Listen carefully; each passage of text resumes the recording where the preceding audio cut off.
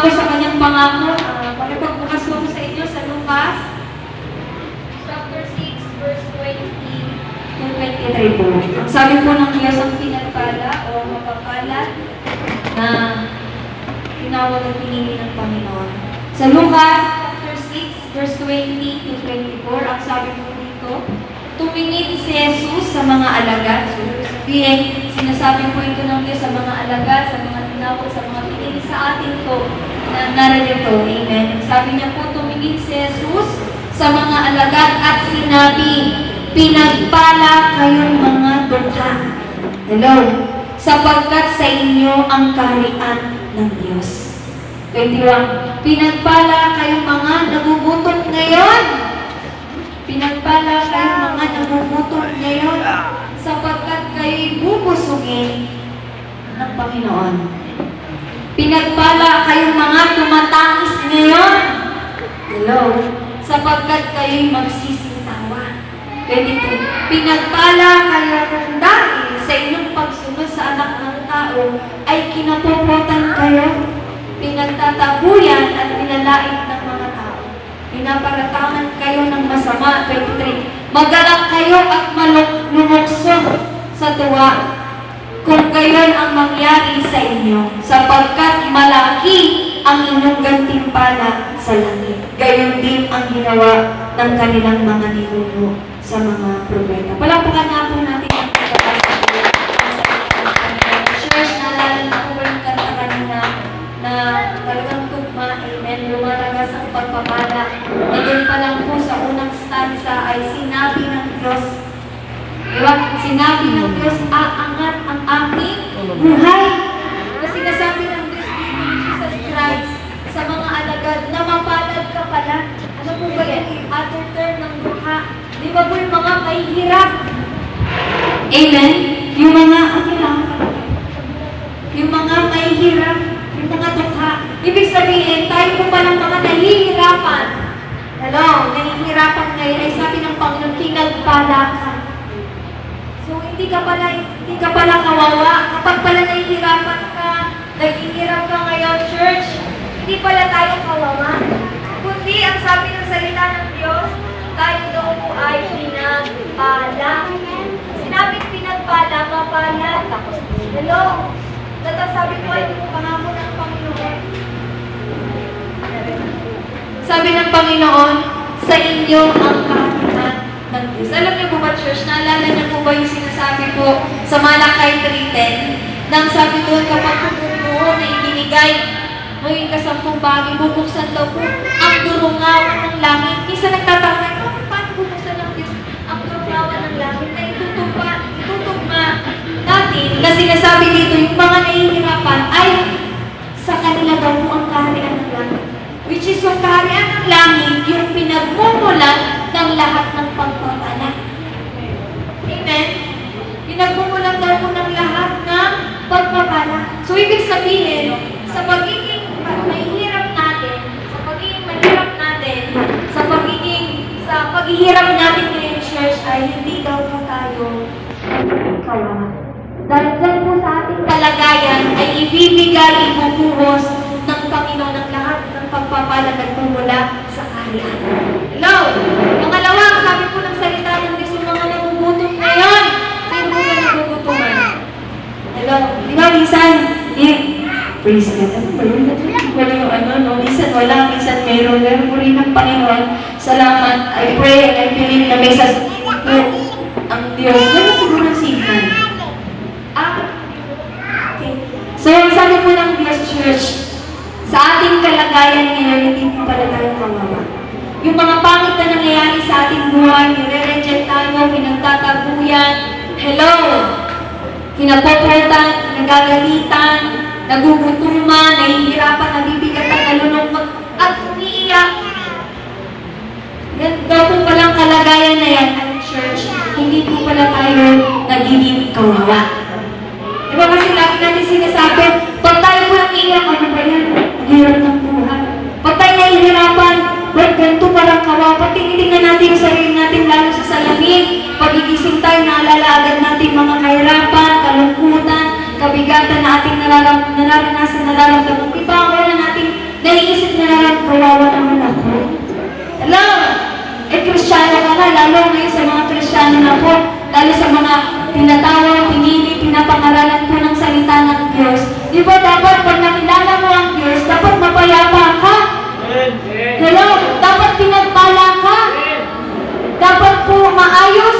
Amen ang yung kalagayan. Pero sinabi ni Jesus, sa kanya po mga pinili, sa kanyang mga alagad, tinawag, tayo po lahat na narito sinabi ng Panginoon, na sa ganyang kalagayan mo na nahihirapan ka, umiiyak ka, nabibigatan ka, nagugutuman ka, nire-reject ka, kinapamutan, kinagagalitan, nagagalit ang lahat sa church, pinagpala ka pala sa harap ng Diyos.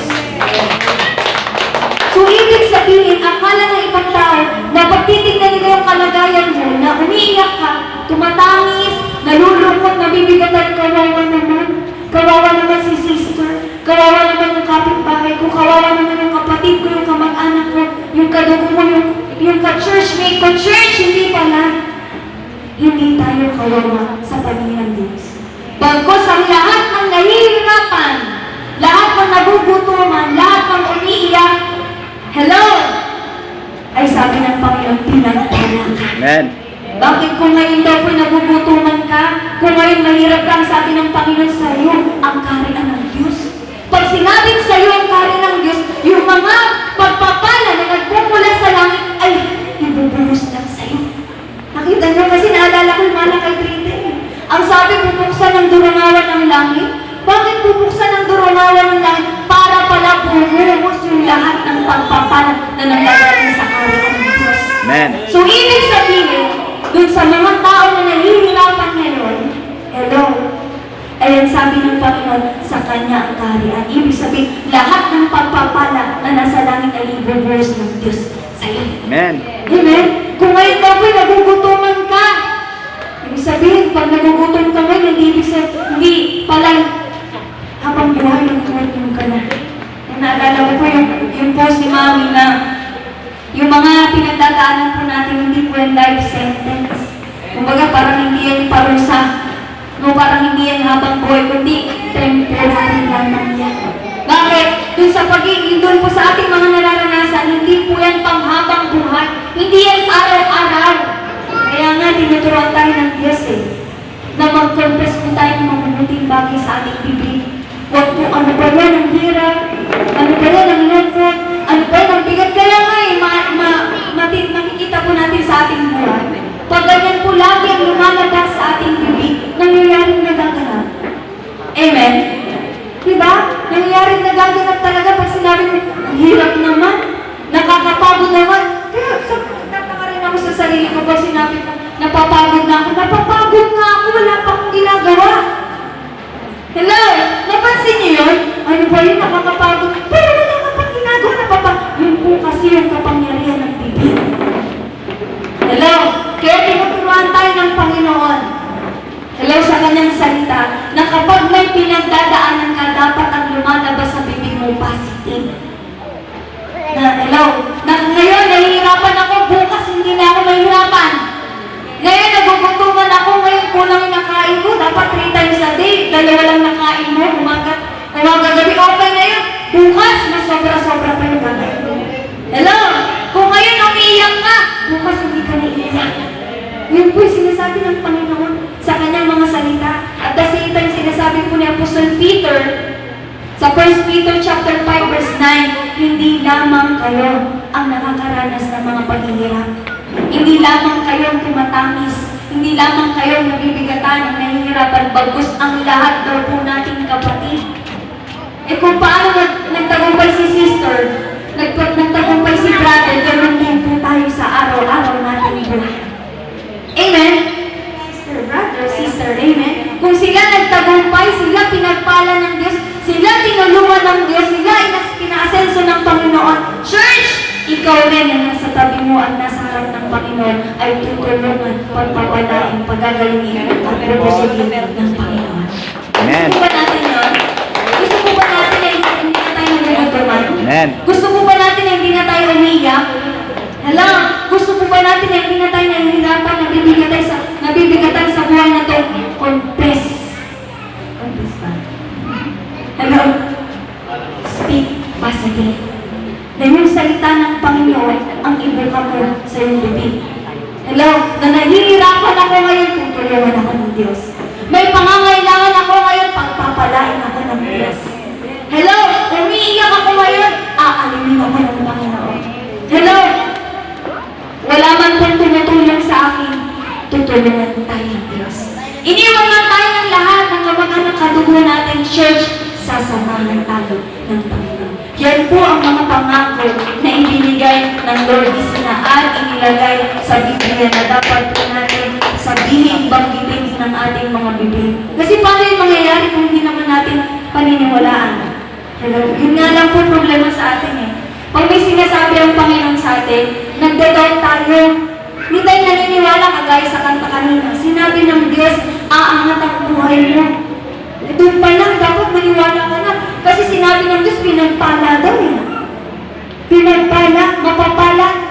Yung mga tao na nahihirapan, umiiyak, nagugutuman, nire-reject, napupuotan ng maraming tao. Amen? So, salamat po sa may ipong pangako ng Panginoon Church. Sa iyong kalagayan, hindi ka po kawawa. Ang sabi ng Panginoon, papalad ka. Amen. Pangalan ng Diyos.